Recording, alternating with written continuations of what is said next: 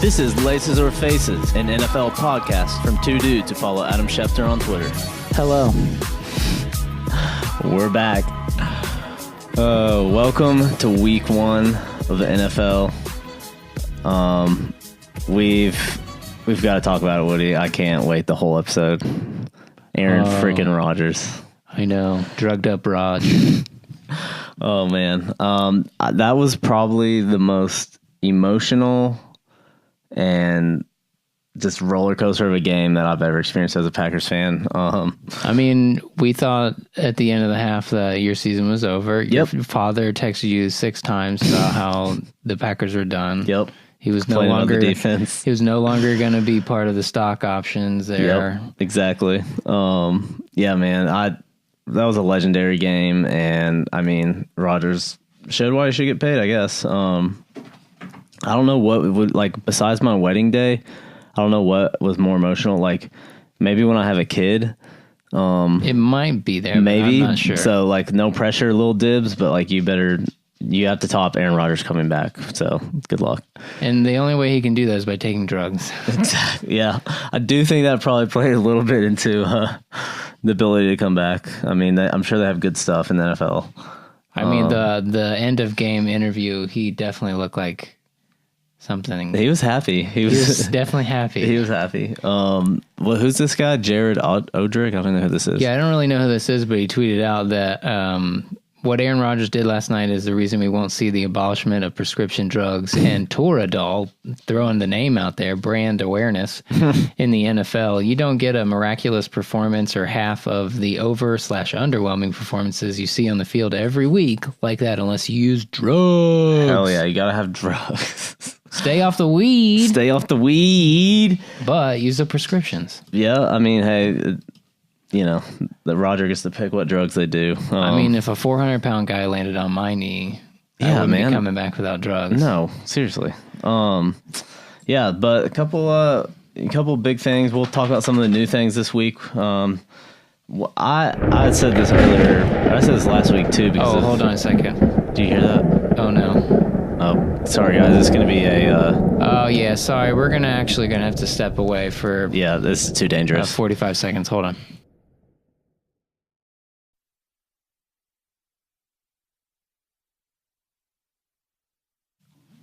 All right, and we're back. We're back. Sorry, guys. There was lightning within 47 miles, so we had to delay the podcast a little bit. Yeah, we had to put my dog up. So the first UT game got delayed. The second one got delayed. And then the first football, Eagles-Falcons game the other night, they just delayed the start, right? Yeah, for like an hour. Which I'm just going to give props to them for being able to, like, just vamp. That's true. Like, I do think they had the advantage of just not starting the game. Right. Because they just stayed in the locker room. I can't remember which commentator said they probably just get to stay in there and play Nintendo, which you gotta love. Brand awareness. Yeah, and you gotta love it because everyone still plays Nintendo, not Fortnite. But the Titans-Dolphins game was obviously crazy yesterday. Is now the longest game in NFL history, over 7 hours. They had 2 weather delays. And then, of course, it ended up being a crazy game. There was like 2 kick returns for touchdowns, a bunch of interceptions. Delaney Walker's out. A bunch of penalties. Every game. So, yeah, I don't know. Like, I was trying to figure out if they just changed the rules of, like, or changed the range maybe. Maybe they're just really investing in weather technology. Yeah. Well, the weather's controlled by the government, but... That's true, and Trump is totally out for the NFL. Right, so that would explain. This is how he's stopping all. This is why the ratings are going down because he's sending. I mean, I didn't want to say storms. we said it first, but we did. So put this down in history. But I was curious because I was like, man, this game is taking forever. Like, will they ever just end it? Would it end in a tie or a rematch? Apparently only Roger can terminate the game, so they'll call Roger and ask should we keep playing. But yeah, that was crazy yesterday. There was a couple crazy games, couple surprises for my friend Woody. I can't decide if it's worse to be a Bills fan or a Steelers fan. Oh, Bears fan. Or man. Bears fan. The Bears were so hyped. I mean, they had just as big of an emotional roller coaster as me, right? They were so hyped. They were like, dude, our defense is amazing. Just seeing all those people on their phones, like going in at halftime, Yep. they're like FaceTiming their friends back Dude, in Chicago. The Bears are back, man. But I don't feel bad for them. But no, I mean the Browns Steelers. I know you were probably you said it's worse than a loss. I don't think. Or you said it's almost as bad as a loss. Giving the Browns their first non-loss in like what 2 years or something like that. Yep, but you did work for it. Like that was that blocked field goal pushing back. I mean, you guys we did our forced very a tie best to give them the game, and they couldn't even do that. So all this Browns hype, I'm just gonna go ahead and tell you, it's not real. Nah, it's not real. I agree. Hard Knocks is it's a. What do they call it? Rose-colored glasses. Absolutely. All those cameras. You fall in love with all the players, and they're still not good. Yeah. So the Browns still suck. Staying in the AFC North, I was really surprised by the Ravens game. They beat the Bills 47-3. Somebody tweeted they forgot it wasn't the preseason. They still started Nathan Peterman. The Bills, they're struggling. But their fans, they're still Bills Mafia stays strong. That's what gets me excited for the season. Because if the Bills are bad, that means great content. That means the Bills Mafia is going to be lit. Which, of course, after that loss, I had to go tool around the internet and try to find some Bills Mafia stuff. I found a great clip, which is great for radio. Bills Mafia, I'm calling you out. All right, it's this guy with this what do we do on game day, baby? 8-month-old kid. We go through tables. Yes, we do. Not even a year old. We ready to rock? Let's go, baby. Through the table. All right, he's lifting up the baby and throws it through a table. Crack. There goes yeah, baby. Bills Mafia. The baby is not breathing. No, I'm just kidding. But yeah, that kid's going to be a lit Bills Mafia fan for sure. While searching for, of course, these Bills Mafias going through table stuff, I found the Ravens. They attempted. They gave it a good shot. You can sort of hear it here.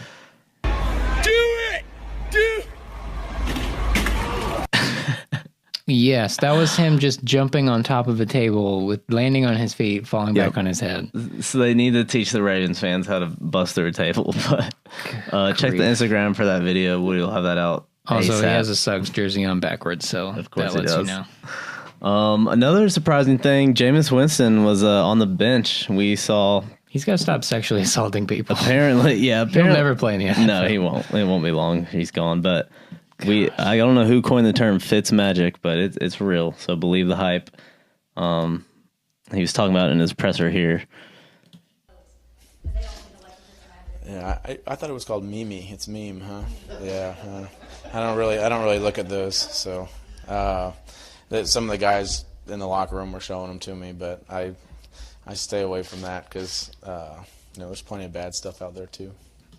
Wow, get him off the internet. He's too excited.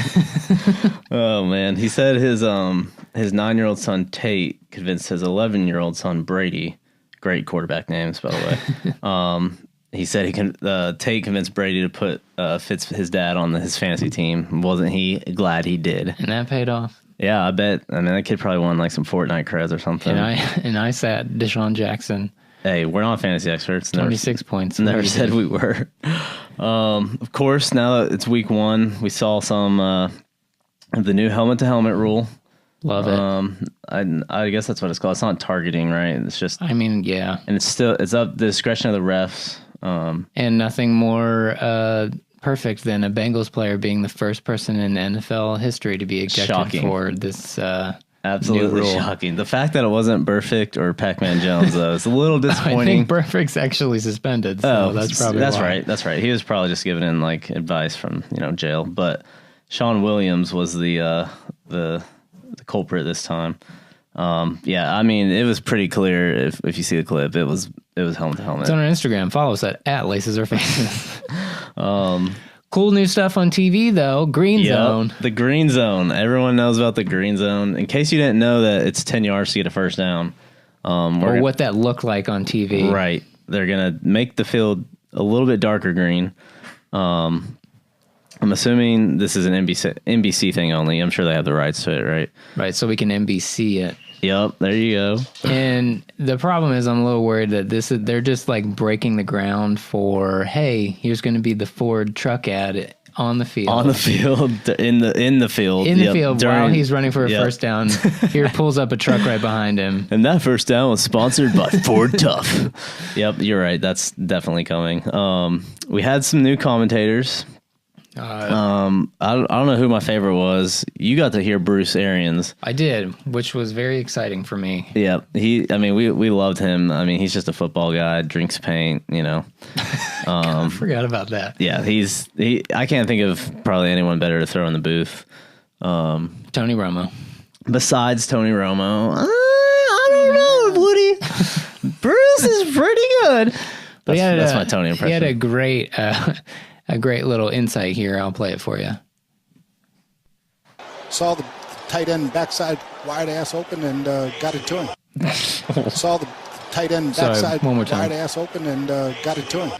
Yep. Wide ass open. Tight end back end wide ass open. Take that however you want. Who else was new? I guess Chris Carter's new as a commentator. I listened to him. I know. I've never heard him before, but I also don't. I don't watch the Dolphins, but I think it was the Fox. Yeah, it was whatever game they switched to. It was the Dolphins. Was it the Titans? Dolphins? Right? I can't. Yeah, but good addition. He was cool. Yeah, I liked him actually. I thought he had some good insight.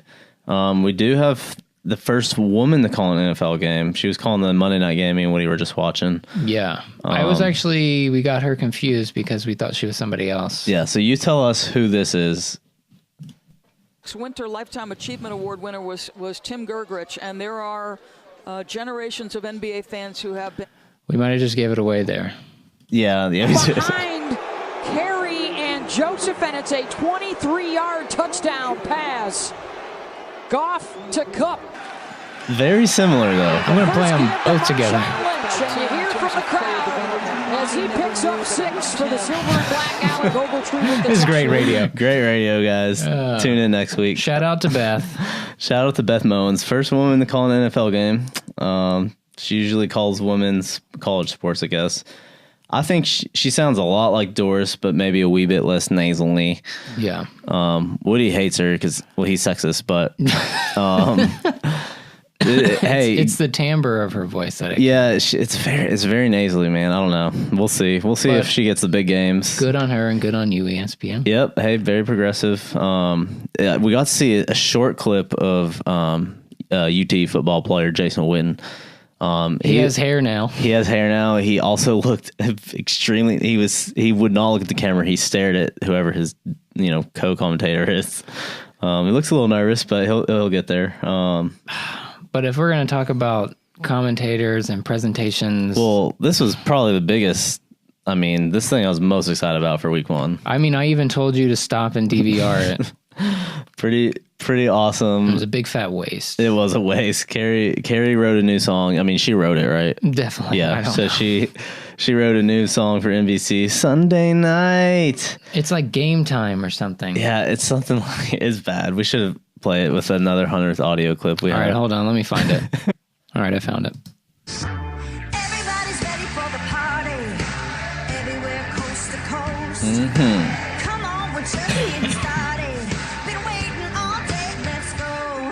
The gang's all here for a throwdown. I'm already taking a nap. It's hard enough on Sunday night after I've stayed all day on the couch. And went through, yeah, exactly.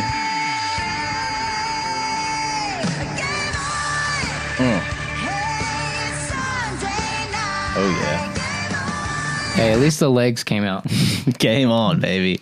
But no, none of her like hopping around and Nope. like fake dancing with the players. With the green screen. That's what we were looking for. Nope. You kind of blew it, NBC. Kind of blew it, Carrie. Work on a better song next time. But she was pregnant during this time, so I get it. Okay. It's Fine.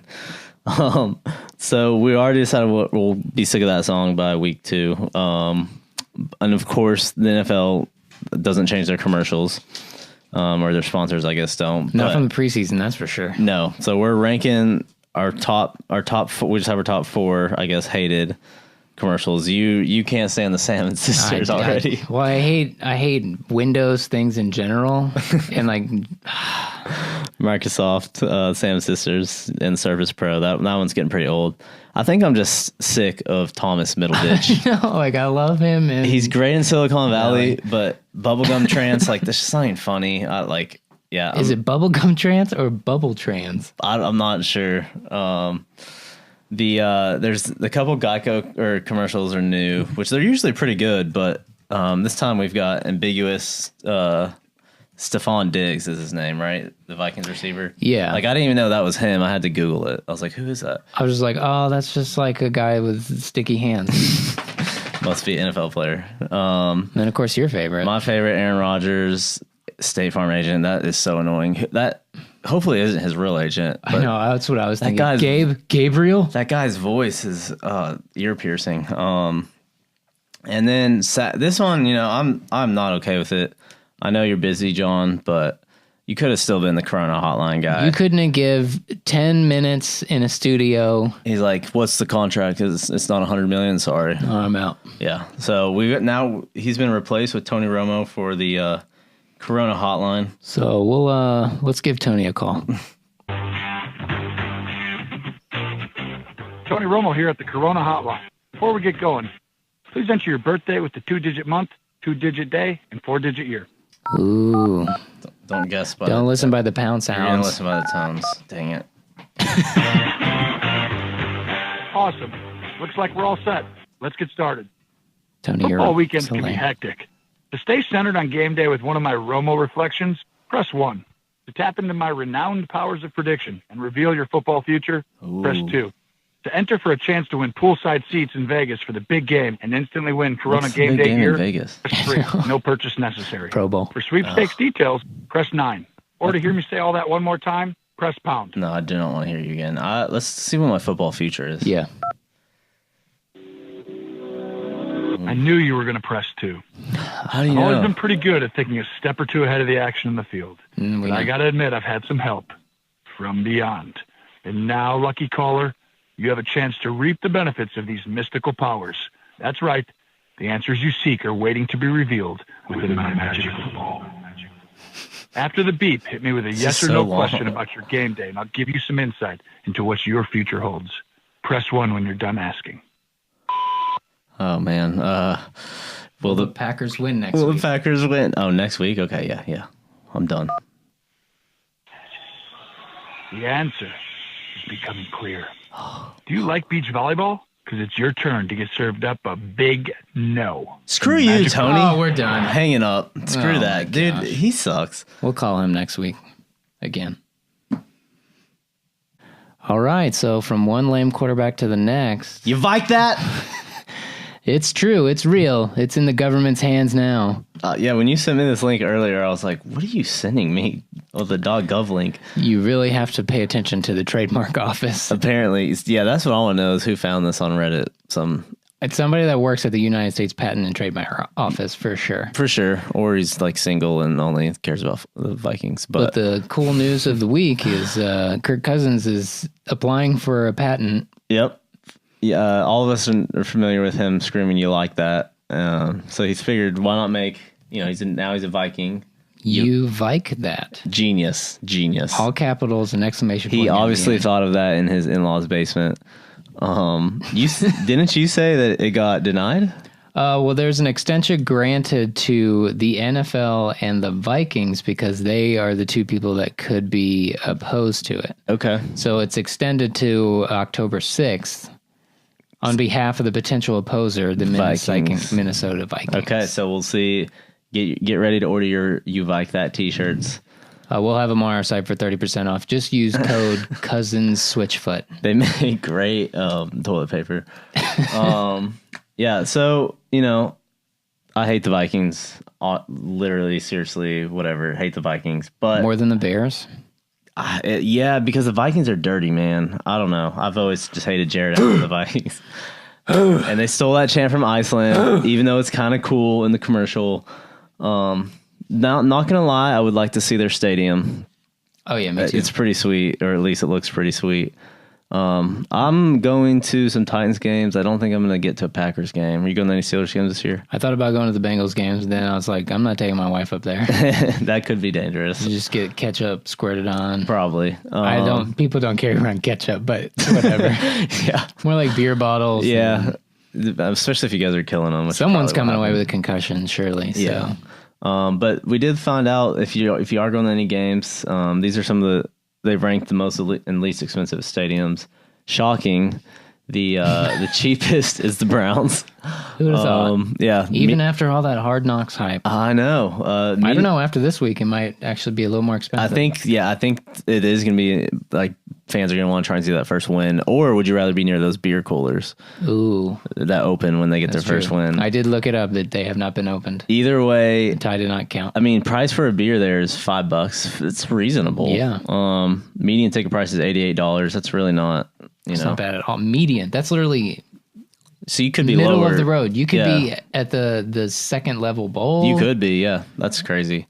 Definitely not the case at a lot of stadiums. No. Number 3, of course, Lambeau is just kind of traditional, but $301 for median price. I can't imagine why. Yeah. Why is it more expensive to go see a Packers game rather than a Browns I game? mean, what the chances of seeing Aaron Rodgers comeback or a Tyrod Taylor game? It's tough to price that. Beer is $8. What's funny too is it's literally metal bleachers. There's no individual seats. You have to bring in your little. You bring in your own fancy cushion chair. Cushion chair. Yep.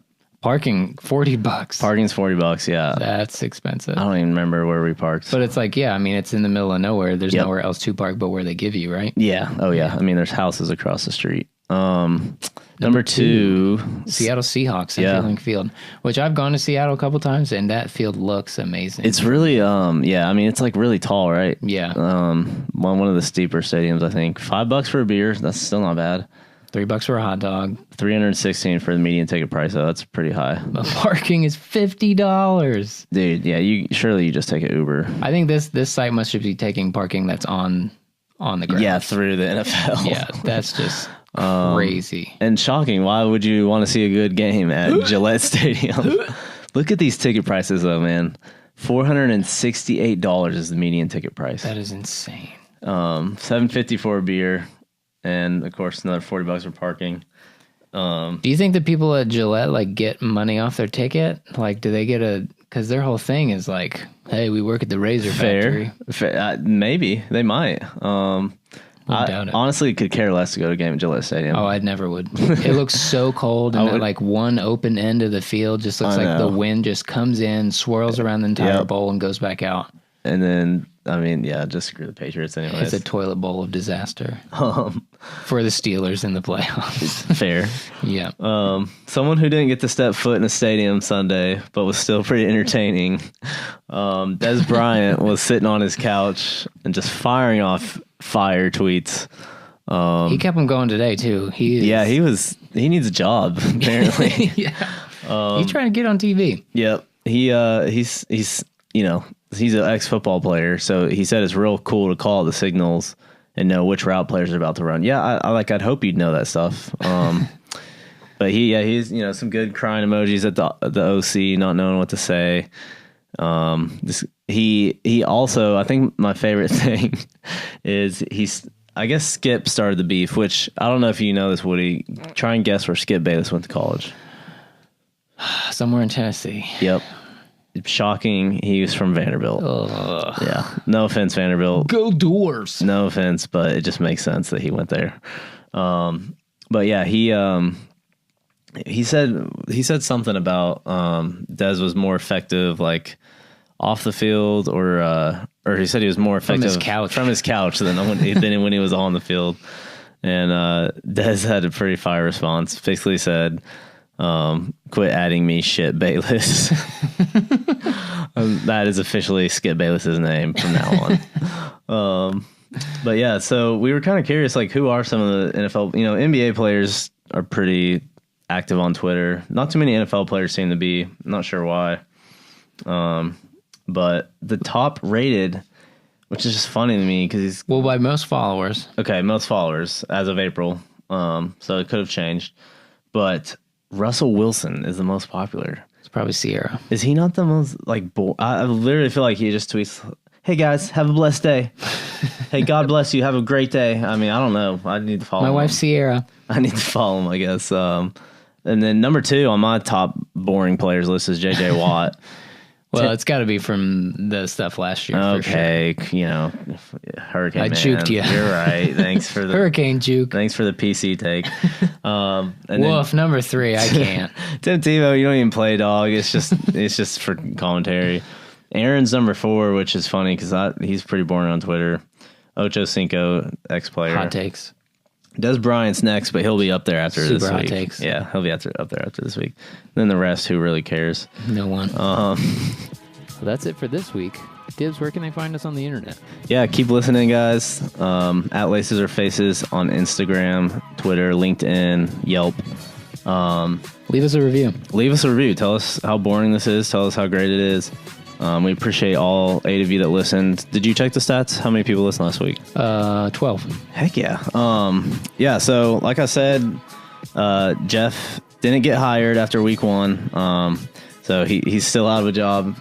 But we're playing Top Golf Wednesday night. I'm going to get him some chicken wings. I'm hoping he gets those nachos. They make the nachos like they put stuff on the nacho for you. Did you guys reserve a bay? Oh yeah. I reserved the bay. You know which one? Oh, we can't actually put that out there. No. Yeah. I don't want him to have to deal with that. Well, it'll already be insane with Jeff. But yeah, I'll talk to him. I'll see if we can record an interview there. If not, we'll get him on next week. So stay tuned and thanks for listening.